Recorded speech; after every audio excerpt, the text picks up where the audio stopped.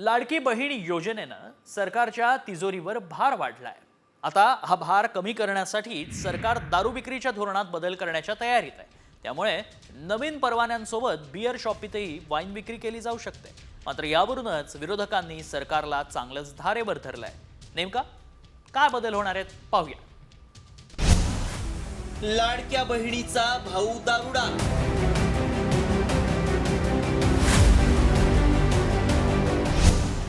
राज्यात दारू विक्रीच्या परवान्यांमध्ये होणार वाढ,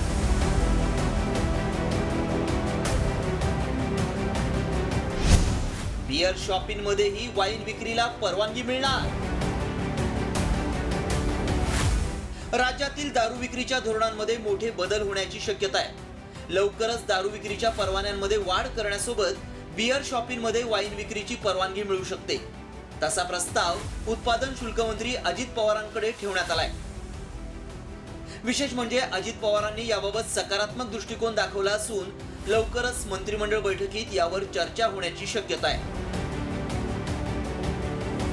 1972 सालापासून राज्य सरकारनं दारू विक्रीसाठी नवीन परवाने दिलेले नाहीत। या परवान्यांच्या हस्तांतरणासाठी खासगीत 10 कोटी रुपयांचे व्यवहार होतात। मात्र सरकारला हस्तांतरण शुल्कापोटी केवळ 1 कोटी रुपयेच मिळतात। सरकारनं दारू विक्रीचे परवाने द्यावेत यासाठी व्यावसायिक आग्रही आहेत। शिवाय बियर शॉपिंगमध्ये वाईन विक्रीला परवानगी देण्याची मागणीही जोर धरतीये।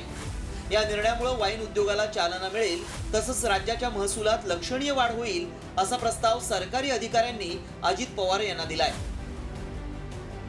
एकीकडे महसूल वाढीच्या दृष्टिकोनातून अजित पवार या प्रस्तावाबाबत सकारात्मक असल्याचं बोललं जातंय, तर दुसरीकडे याच प्रस्तावावरून शिवसेना ठाकरे गटाचे नेते संजय राऊत यांनी सरकारवर टीकेची संधी साधली आहे। लाडक्या बहिणींचे सत्ताधारी भाऊ आता राज्याला दारुडे बनवणार असा टोला संजय राऊत यांनी लगावलाय। लाडक्या बहिणींना 1,500 रुपये देण्यासाठी हे लाडक्या बहिणींचे भाऊ आणि नवरे यांना दारुडे करणार आहेत। दारू प्या 1500 रुपयासाठी संपूर्ण महाराष्ट्रात दारुडा करण्याचं त्यांचं जर योजना असेल तर ती अत्यंत गंभीर आहे। दारूचं दुकानं वाढवणार, त्यानंतर मी ऐकले की ड्राय डे कमी करणार। लाडक्या बहिणींना 1500 देण्यासाठी घराघरात दारू पोचवा असे एक नवीन विजन यांचं दिसत आहे। म्हणजे बहिणींना 1500 रुपये द्यायचे आणि त्या बदल्यात बहिणींच्या घरामध्ये बेवडे दारुडे निर्माण करायचे। लाडकी बहीण योजनेमुळे राज्याच्या तिजोरीवर मोठा बोजा पडलाय। याशिवाय निधी अभावी राज्यात सुरू असलेल्या अनेक विकास कामांवर परिणाम होण्याची शक्यता आहे। त्यामुळे महसूल वाढीसाठी सरकार दारू विक्रीच्या धोरणात बदल करू शकते। मात्र तसं झाल्यास सरकारला लाडक्या बहिणींच्या रोषाला सामोरं जाण्याची तयारी ठेवावी लागेल यात शंका नाही।